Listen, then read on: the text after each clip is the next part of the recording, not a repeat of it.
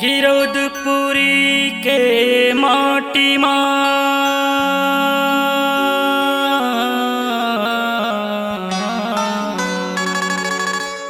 बहत है अमृत पानी।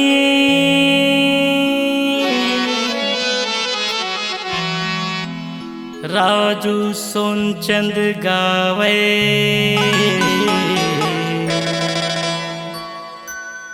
बाबा तोरे अमर कहानी।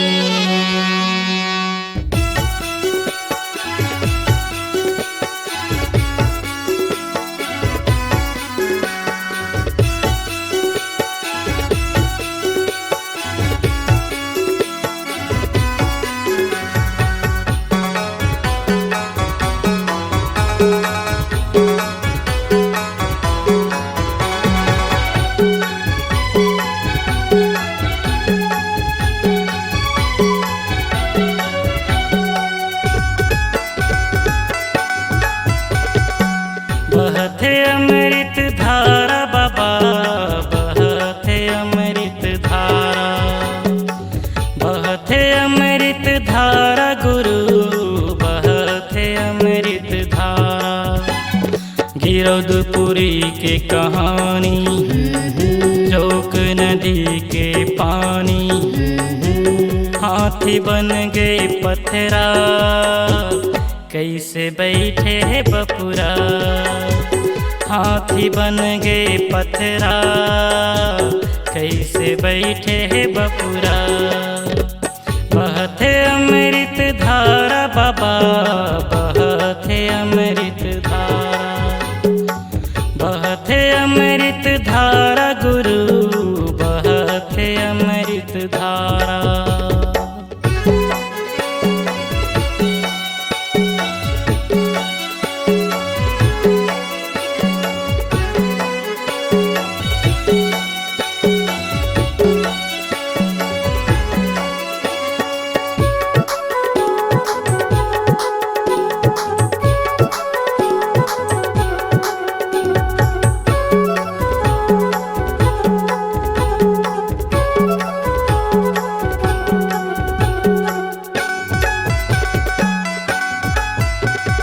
मोर हृदय में समाए मोहनी सुरतिया तोर, मोहनी सुरतिया तोर गुरु, मोहनी सुरतिया तोर।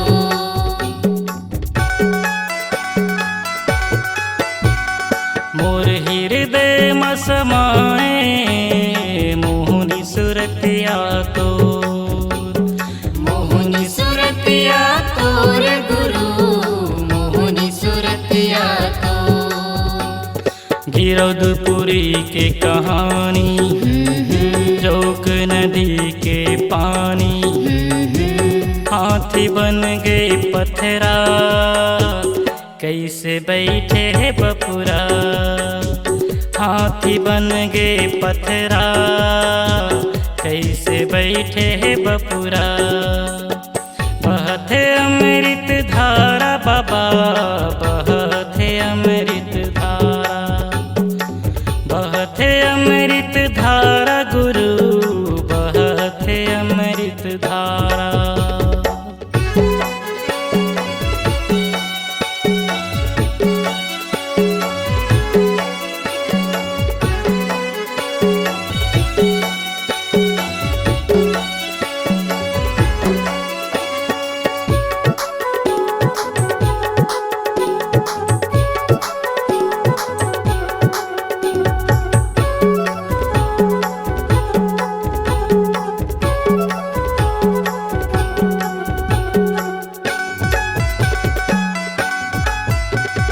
सत्य के दिया न जलाए, जगहा हो गए अंजोर, जगहा हो गए अंजोर गुरु, जगहा हो गए अंजोर।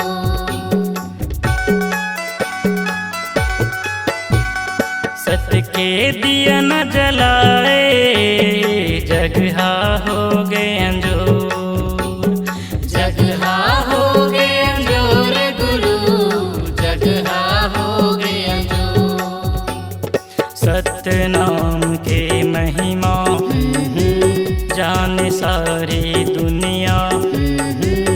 बाबा हतन लता पाए तभी तो सतला पाए।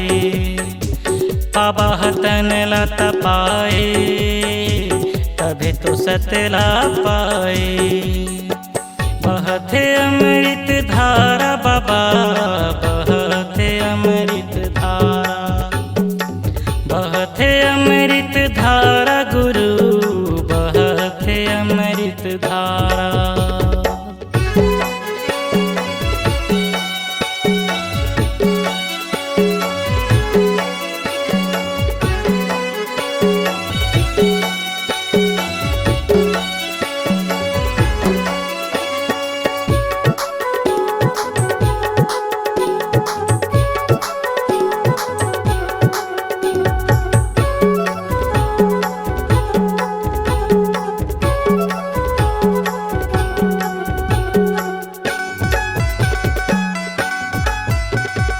दिन दुखिया मन आते चरण ममाथ नमाते।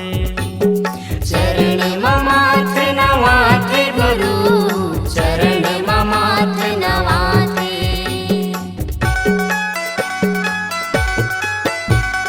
मन वांछित फल पाके पंथी मंगल गाते।